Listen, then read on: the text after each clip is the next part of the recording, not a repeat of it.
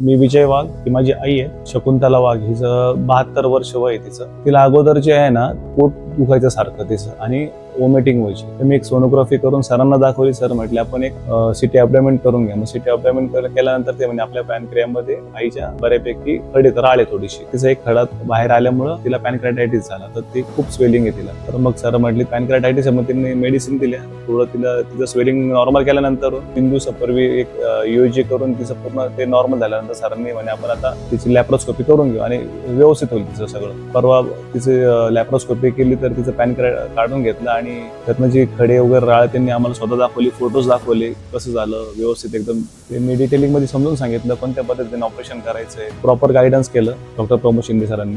हॉस्पिटलचा cleanness, staff पण खूप कोऑपरेटिव्ह आहे.